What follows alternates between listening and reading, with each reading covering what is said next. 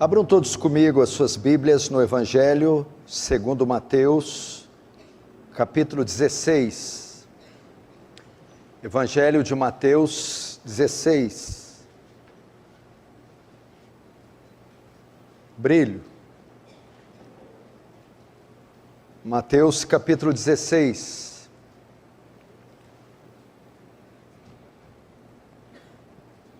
Vamos ver o que diz a palavra do Senhor aqui.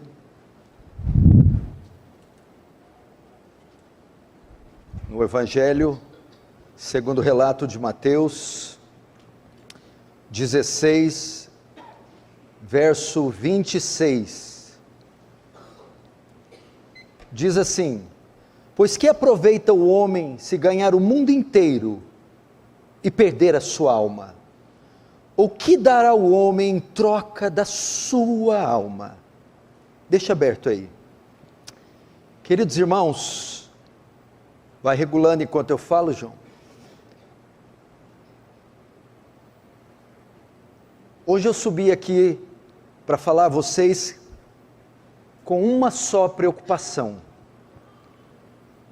com a alma de vocês, com a eternidade de vocês, com onde vocês vão passar o resto da vida de vocês. O texto de Jesus é muito claro, muito enfático e muito confrontador. Ele está falando com os seus discípulos, está falando sobre negar a si mesmo, tomar a cruz, segui-lo, negar suas vontades, negar seus direitos, negar seus desejos, negar seus prazeres, pois é nisso que consiste a vida cristã, a fé cristã. Ele diz que quem ganhar a sua vida, perderá, e quem por amor dele perder a sua vida, acha-la. E ele vai dizer para eles, ele vai usar um argumento, para aqueles que não estão convencidos de deixar tudo. Ele vai dizer: mas que adianta o homem ganhar o mundo inteiro e perder a sua alma?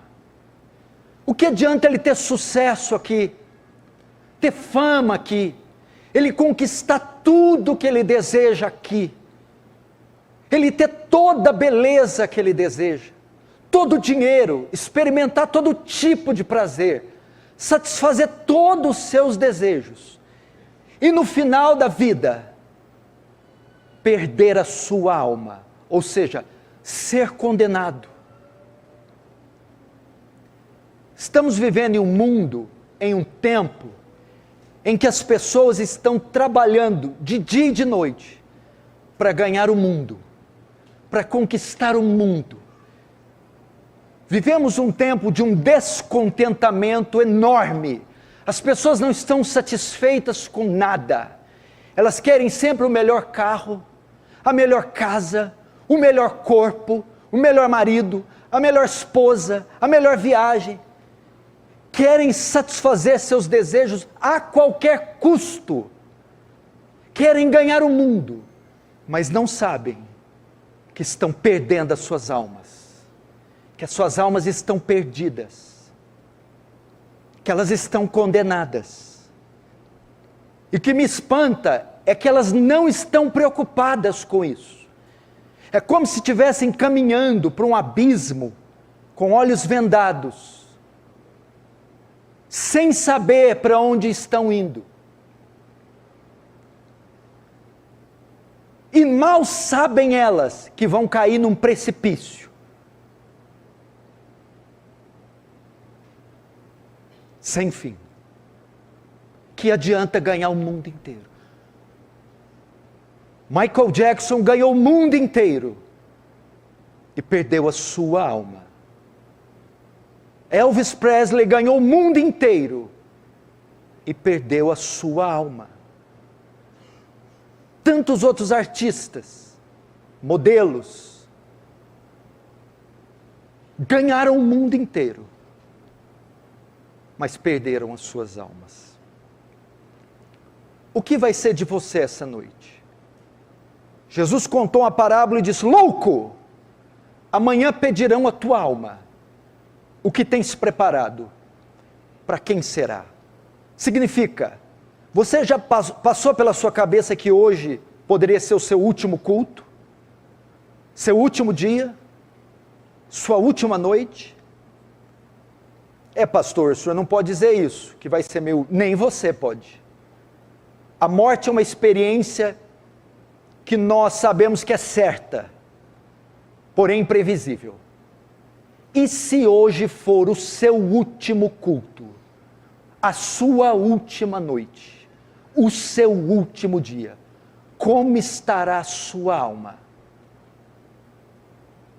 Em Amós está escrito: prepara-te, ó Israel, para encontrar com o teu Senhor. Você está preparado para encontrar com o teu Senhor? Você está preparado para se colocar de pé diante daquele tribunal e dar conta das suas obras? O que será de você se Ele te chamar essa noite? Você deveria estar preocupado com isso. Você tem uma vida só.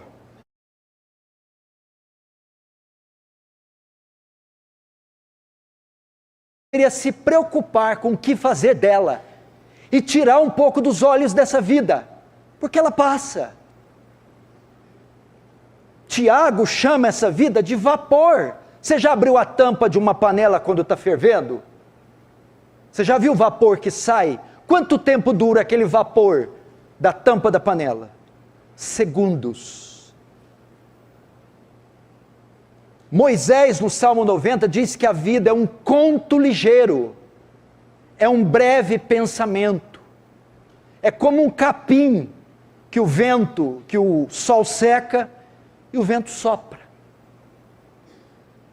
Se a sua vida é tão breve, você não deveria preocupar com a parte dela que é eterna, com a parte imaterial e não só com a material, a física?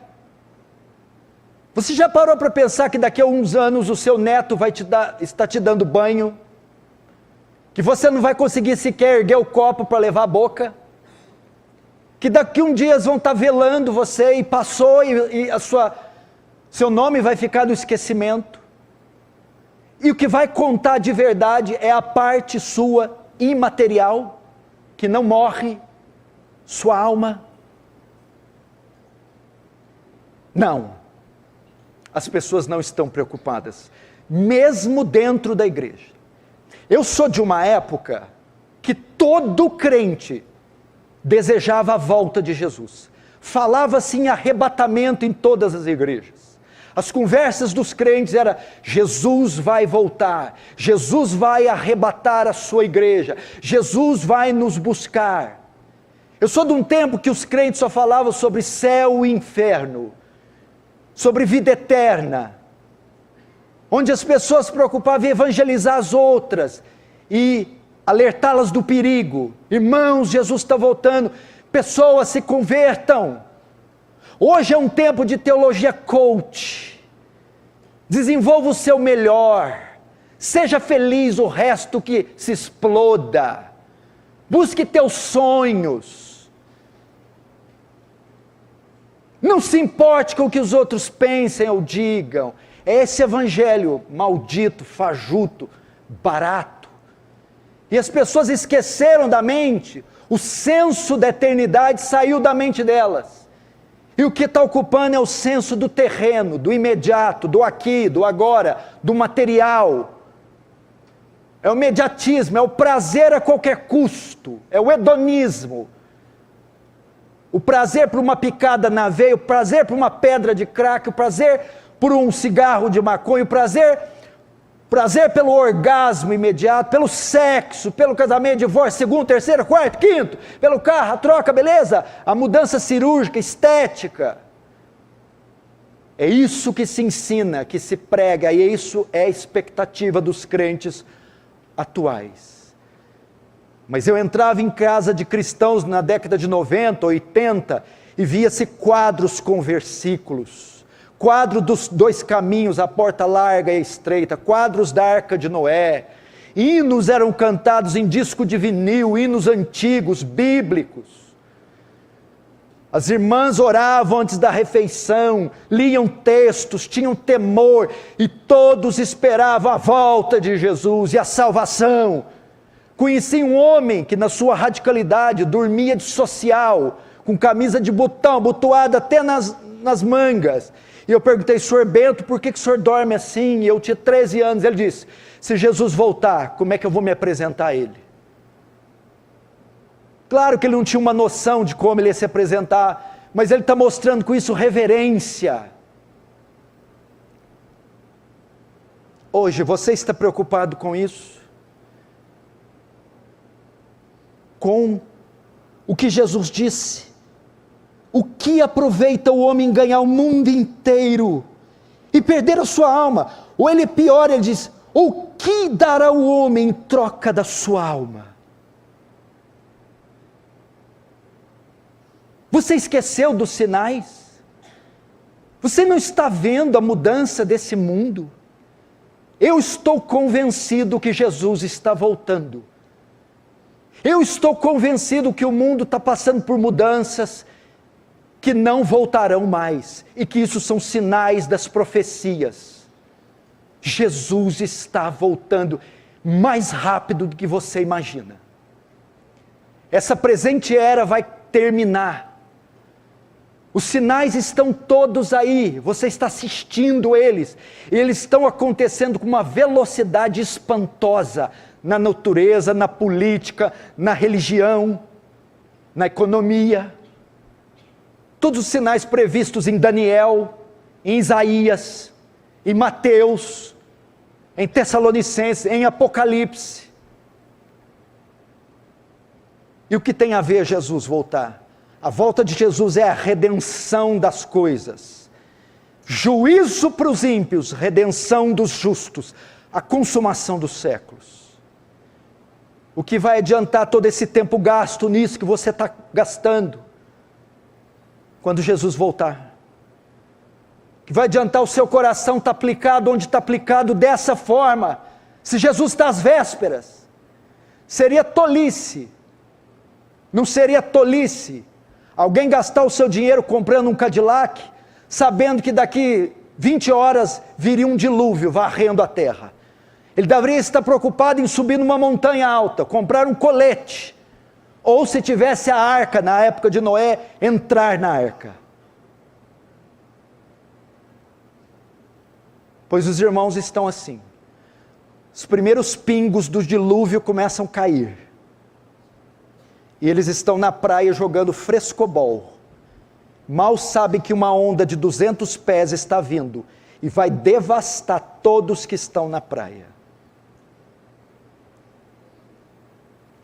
Quando fizeram o anúncio da pandemia do coronavírus, o que as pessoas fizeram? Se trancaram em casa, compraram álcool gel, compraram máscaras, se protegeram, porque sabia que uma epidemia, uma pandemia estava alastrando o mundo inteiro e devastando todo mundo.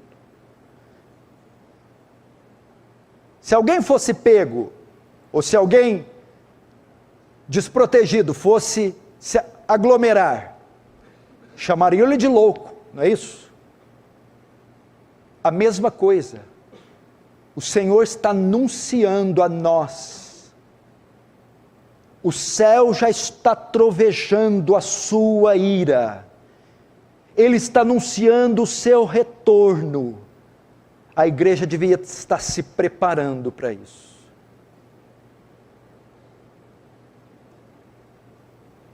Não seria tolice gastar seu dinheiro, seu corpo, seu tempo, suas convicções, seus talentos, seus dons, com aquilo que não vai refletir na eternidade, se ela está a um passo de nos alcançar?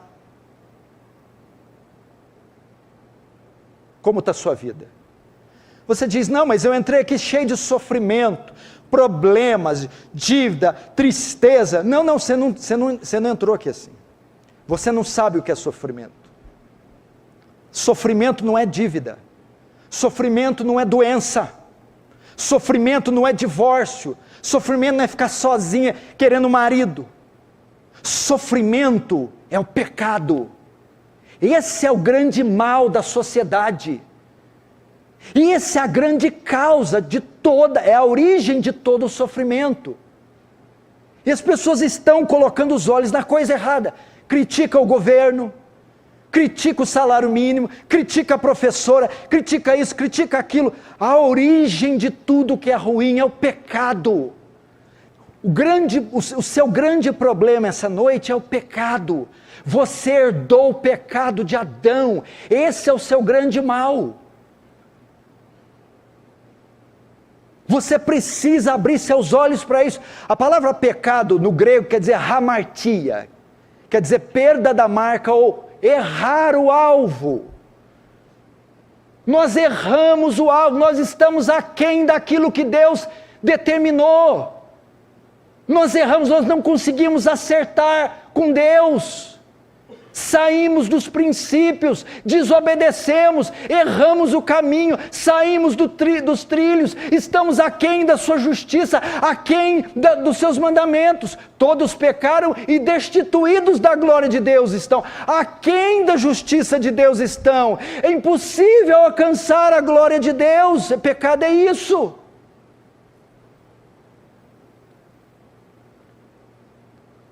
Nós erramos o caminho. Erramos o alvo, falhamos em cumprir sua lei, em obedecê-lo, em andar debaixo do seu elevado padrão. E quais as consequências do pecado? Romanos 6, 23, porque o salário do pecado é a morte, haverá punição severa para o pecador. Hebreus 2 diz que toda transgressão recebeu justo castigo. A Bíblia diz em Êxodo 34 que ele não tem o culpado por inocente. Que do céu manifesta sua ira contra a impiedade dos homens. E esse é o nosso problema, é o pecado. Ele nos afastou de Deus. E por que o pecado é tão grave? Por causa da sua santidade. Deus não é como nós, Salmo 50. Deus é santo. Santidade fala de duas coisas. Primeiro, da impecabilidade de Deus. Não há mancha em Deus, não há erro em Deus. Deus é puro, intensamente puro, livre de mancha, mácula, iniquidade ou pecado. Deus não pode pecar. Ele é puro. Abacuque 1,13 diz, tu é tão puro de olhos que não pode contemplar o mal, não pode, ele tem aversão ao impuro, aversão ao mal. E segundo, santidade fala da sua perfeição moral, não há erro em Deus, equívoco em Deus, falha em Deus, Ele é perfeito em tudo que é e tudo que faz, e é intensamente puro. E uma terceira coisa, a santidade, ele é distinto na categoria dele, só existe ele. Portanto, o pecado é grave, que o pecado é uma ofensa a esse Deus puro, impecável, justo, perfeito. Quantos pecados bastaram para ele banir Adão e Eva do Éden? 5, 10, 15, 1000? 1. Porque ele não pode contemplar o mal. Por isso que o pecado é um horror. Porque Deus é imensamente puro, impecável. E por que o pecado é um horror? Por causa do segundo atributo, da sua justiça. O que é a justiça de Deus? É retribuir cada um segundo o que é digno. A justiça de Deus não pode ficar neutra quanto ao pecado. É uma justiça retributiva. Ele tem que retribuir o pecado como? Punindo ele.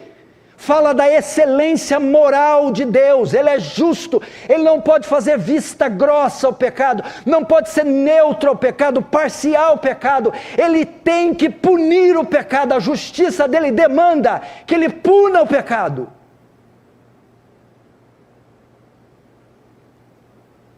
Ela não é neutra, Ela não é como a nossa Suprema Corte.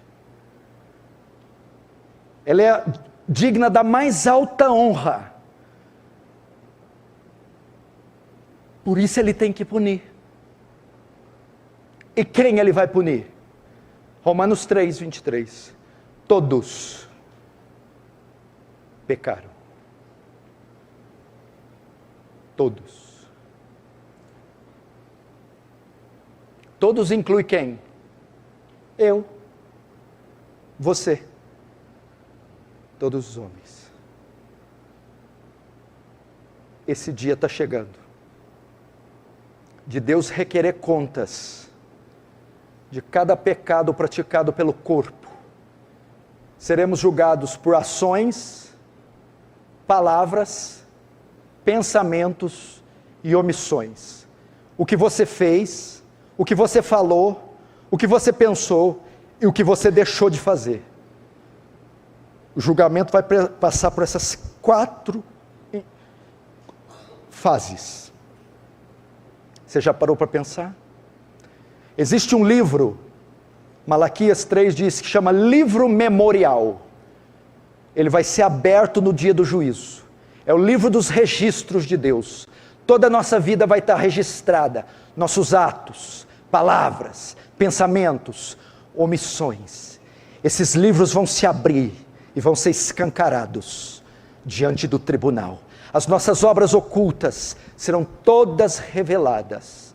Ninguém vai poder esconder nada do justo juiz. Porque a Bíblia diz que todas as coisas estão nuas e patentes diante daquele que temos que tratar. Nada está oculto a Deus. E estes livros dos registros serão todos abertos e folheados naquele dia. Se nós não chegarmos naquele tribunal com o nosso advogado de defesa, seremos condenados.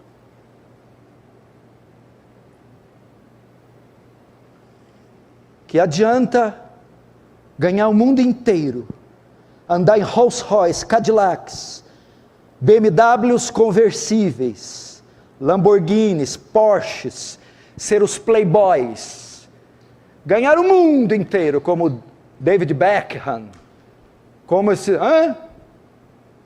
e a sua alma está falida, pútrida, podre, carcomida,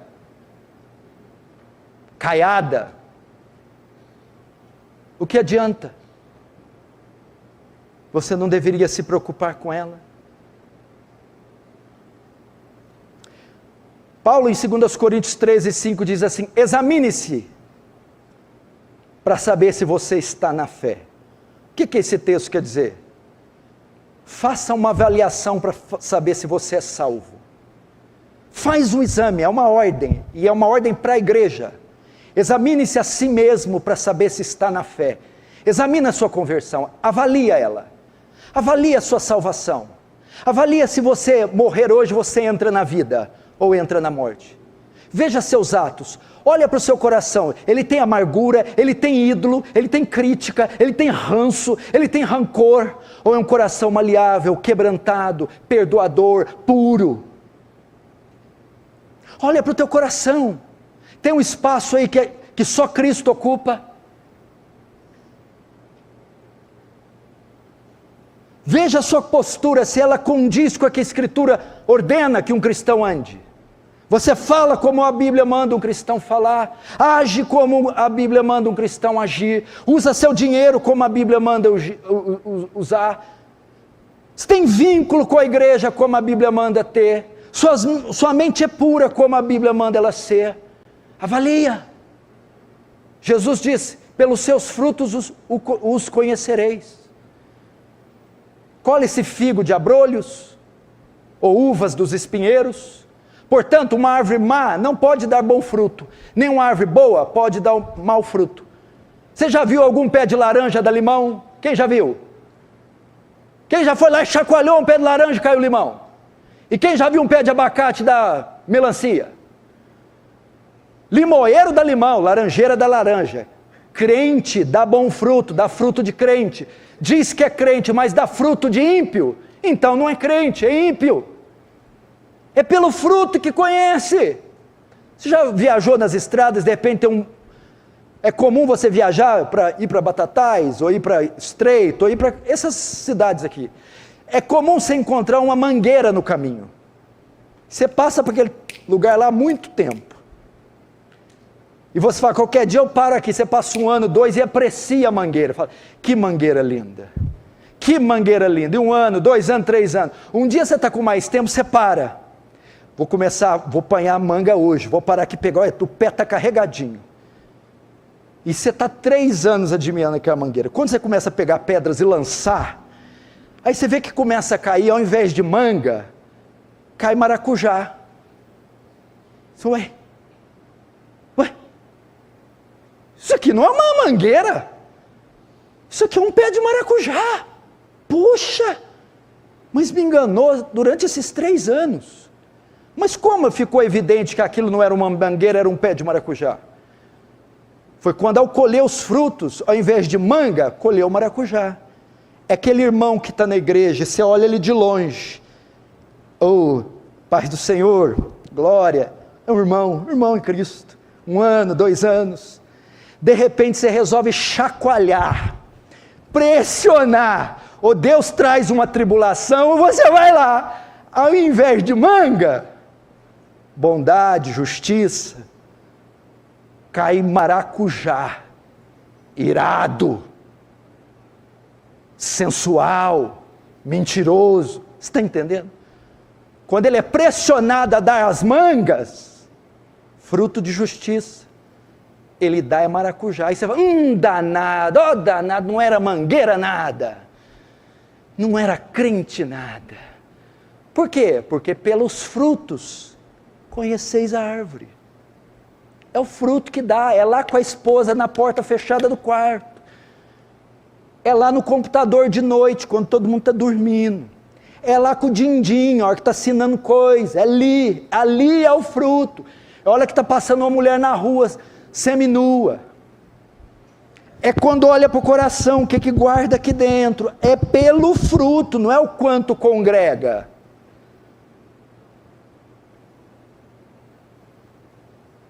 Eu lembro de um pastor antigo que falava para mim, crente você conhece quando a cadeira cai no pé.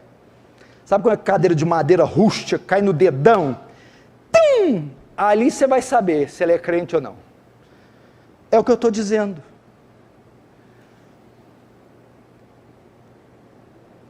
Valia a sua vida. Eu vou ajudar você, essa mensagem ficar mais confortável.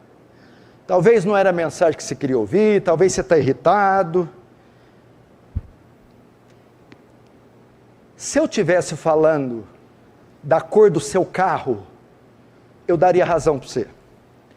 Se eu estivesse falando do babadinho do seu vestido, que você vai decidir que cor que é, se é de linho, se é de seda, você tinha razão.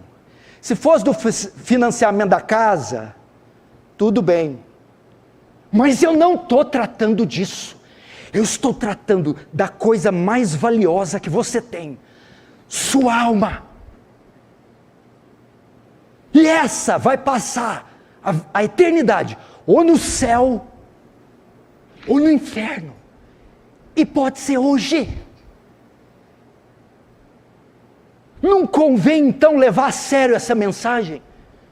A coisa mais importante que você tem, sua alma.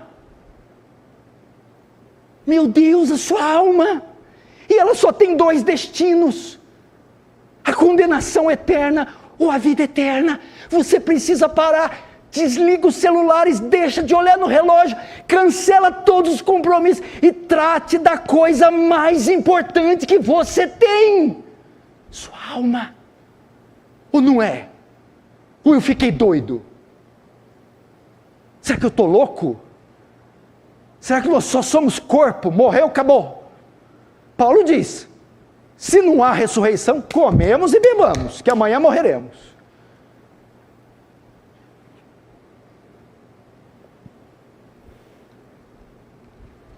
Você não vai sair daqui hoje sem a sua salvação.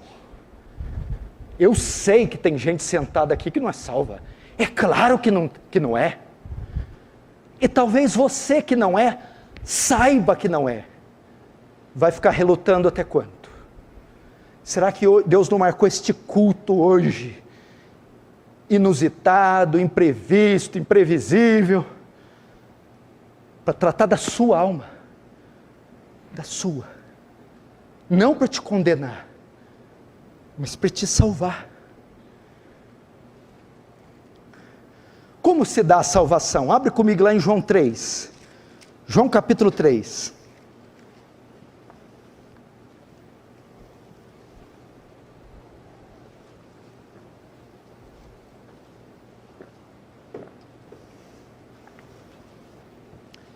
Verso 16, diz assim: porque Deus amou o mundo de tal maneira, que deu seu Filho unigênito, para que todo o que nele crê não pereça, mas tenha a vida eterna.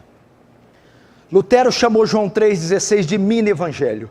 Todo o evangelho está contido nesse versículo. Pastor, como um homem pode ser salvo? O Senhor mostrou a enfermidade, agora mostra a cura. Eu mostrei a doença, agora eu quero mostrar o remédio.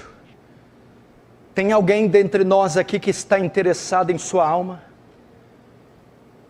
Que enquanto eu falava, abriu o coração e disse: eu não quero sair daqui sem passar da morte para a vida.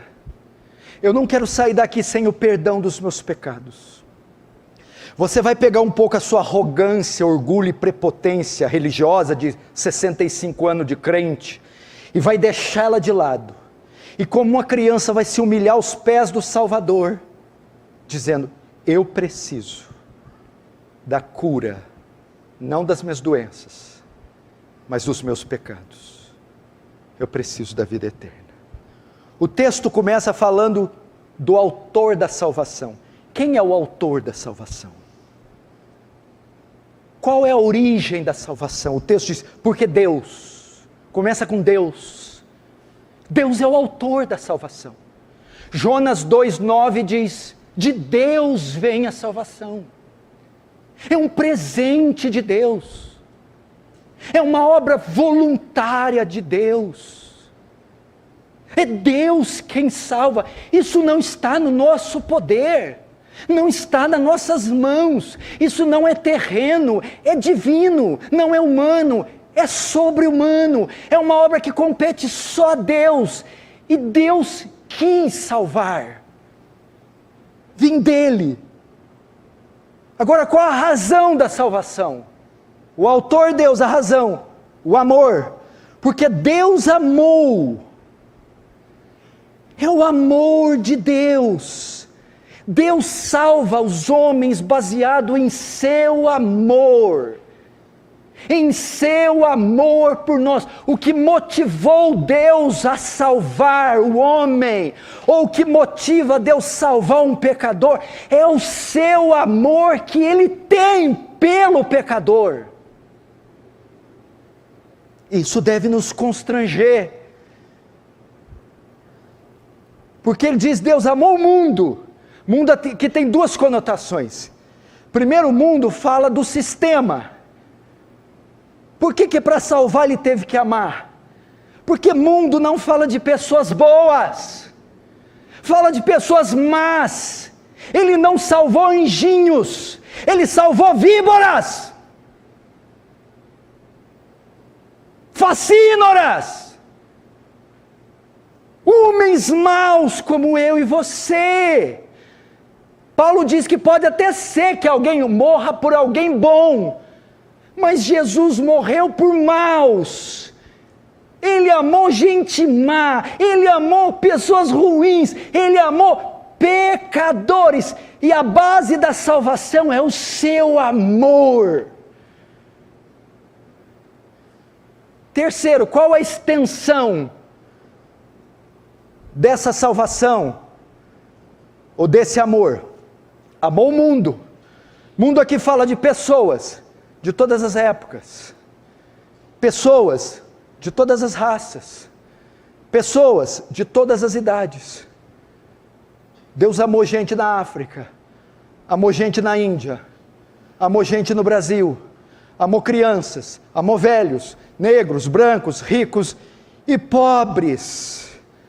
A salvação alcança todos os continentes, todas as eras, todos os povos e pessoas de todos os estratos sociais. Agora veja a intensidade desse amor, porque Deus amou o mundo de tal maneira. Irmãos, a salvação não é baseada em qualquer amor, é um amor assim que transcende a nossa compreensão. Quando ele fala Deus amou o mundo de tal maneira, a ideia é que ele amou incondicionalmente. Ele não amou pessoas boas, ele não amou com base nas condições que reuníamos, ele amou com base, meu irmão, nos pecados que reuníamos. É incondicional. E eu estou dizendo isso para você, pecador, se render ao amor de Deus. É um amor que não levou em vista a sua maldade. É um amor, meu irmão, que não levou em conta a sua injustiça. É um amor que, apesar da sua injustiça, não te rejeitou, não te ignorou, amou a si mesmo. Ele amou aqueles que erraram o alvo, aqueles que saíram do caminho, aqueles que estiveram abaixo, aquém do seu padrão. Ele os amou. Amou de tal maneira, transcende a nossa compreensão. Agora, o objeto da salvação, que deu seu Filho unigênito. O que é isso aqui? Para nós sermos salvos, teve que haver uma troca.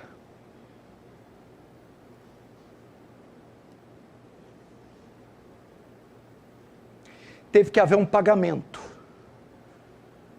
Ela é pela graça, mas não foi de graça. E tem um ponto que a salvação pode ser dita que ela é por obra, sim.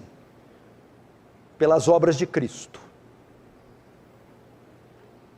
Para nós sermos salvos,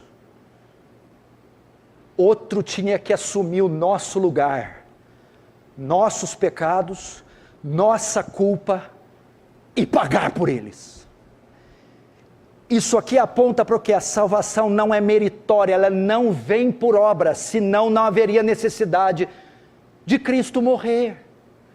Pela graça sois salvos, por meio da fé. Isso não vem de vós, é dom de Deus, não vem de obras, para que ninguém se glorie. O objeto da salvação é o Cordeiro de Deus. A lei de Moisés diz que para cobrir o pecado, um animal tem que ser sacrificado, para que o sangue do animal expie, cubra, perdoe os pecados. Vem Cristo, não um cordeiro, mas o Cordeiro, e derrama seu sangue para o nosso pecado ser expiado. Ele teve que dar uma oferta pelo nosso pecado, para cobrir nosso pecado. E qual oferta foi? O seu Filho se fazendo homem, se fazendo maldição, se fazendo pecado. E aqui entra também de tal maneira. Você quer medir o amor de Deus? O tamanho dele? Vamos dar um exemplo aí. Você não vai levantar a mão. Vamos supor que você ama alguém. As mulheres casadas, os maridos. Os homens casados, as mulheres. Os meninos, os pais. Você ama muito esse pai? Amo. Você ama muito esse marido? Amo. Você ama muito essa mãe? Amo. Vamos supor que você fica grávida. E você dá à luz um menininho, ou uma menininha bonitinha. Tanto você que é velho, novo. Você ama tanto esse pai, esse marido, que para ajudar ele, você pega esse bebê de 3 meses e sacrifica ele. Capite? Você tem ideia teria que ser muito amor, para você pegar esse filho, seu, inocente, puro, de 3, 5 meses, 2 anos, e a única maneira de você salvar esse pai, esse marido, essa mulher, é entregando a vida desse bebê. E você ama tanto esse homem, essa mulher, esse filho, que você entrega. Deu para entender? Foi isso que Deus fez. Pegou o seu filho único. O amor foi tamanho por esses pecadores, que Ele ofertou o seu filho, deu ele para ser sacrificado. Tem ideia? É pouco amor isso? É pouco amor? E detalhe, você daria esse bebê para um homem que te ama, teu marido, teu filho, tua mulher. Deus deu seu filho, não foi para alguém que o amava, foi para alguém que o odiava. Eu e você. Não foi para amigos, foi para inimigos. Tornando o amor maior ainda. Foi nessa proporção que Ele amou. Agora a condição da salvação. Para que todo aquele que nele crê. Deus amou o mundo de tal maneira que deu seu Filho unigênito. A origem da salvação, Deus. A causa da salvação, o amor. A extensão da salvação, o mundo. O objeto da salvação, o Filho. A intensidade da salvação, de tal maneira. A condição, todo aquele que nele crê. A fé é o braço que recebe o presente de Deus, salvação. A fé é a ferramenta que se apropria da obra gratuita. Pela graça sois salvos. Salvação pela graça. Por meio da fé. A fé é o braço que estende a Deus e diz: me dê a salvação. Me dê. Qual é a condição? Você tem que crer, meu irmão. Você precisa crer, meu irmão. Você que está hoje aqui é chamado a crer, meu irmão. Você que está morto em pecados, você que está desviado, você que está fazendo tudo errado às escondidas, Deus está te chamando para crer. Creia, meu irmão. Há uma diferença que talvez você nunca aprendeu o que é fé salvadora. Existem 2 fés na Bíblia. A fé não é a mesma. A fé que você conhece é essa fé aí do R.R. Soares. A fé para curar caroço, a fé para ter casa. Não é essa fé. Ah, eu creio, vai dar certo. Não é essa esperança positiva. A fé aqui tem a conotação de confiança. Eu deposito a confiança da minha salvação naquele que é maior que eu, naquele que é mais justo do que eu, naquele que é bom, mais bom do que eu. Eu deposito minha confiança nos méritos dele. Essa é a fé salvadora. Eu confio que ele é o Filho de Deus, que ele levou meus pecados na cruz, que ele pagou por eles, e neste sacrifício eu descanso, eu apoio a minha fé, minha segurança. Creia. E o resultado?